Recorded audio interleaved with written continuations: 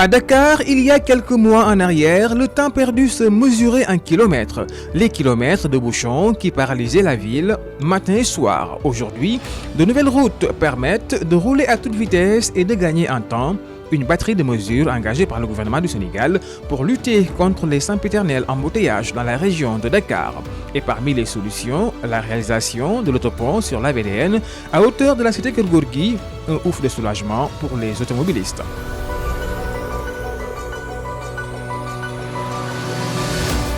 Cet ouvrage, tout comme l'autopont des cimetières Saint-Lazare, permettent d'améliorer la circulation des personnes et des biens à Dakar. Autrefois, emprunter cet axe à certaines heures relevait d'une grande aventure, mais avec des travaux de remise en état, les embouteillages ne sont plus qu'un lointain mauvais souvenir.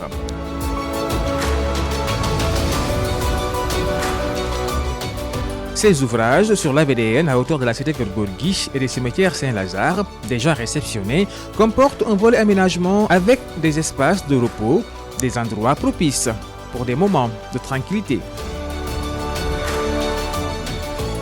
Cette nouvelle vision est instaurée suivant le plan Sénégal émergent. Elle contribue à un meilleur aménagement du territoire. Parmi les solutions du gouvernement, il y a aussi la réalisation de l'autopont Seydina Limamou Laye de Yoff.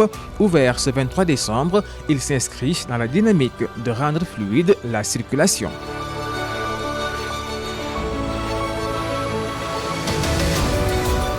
3 autoponts déjà livrés, d'autres suivront dans un espacement de 3 mois. Parmi eux, l'autopont du carrefour Lobat Fall de Pikine. Les travaux sont en cours et devront être livrés bientôt.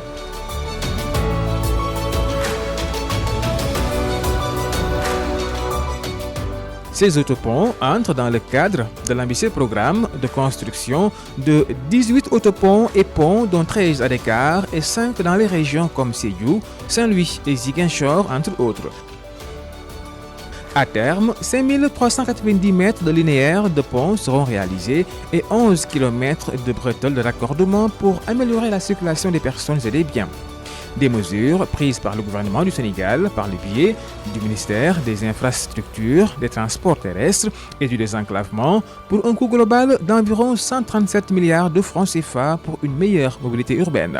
Des ouvrages qui viennent s'ajouter au bus rapide de transit BRT pour augmenter le niveau de service pour la qualité du transport à Dakar.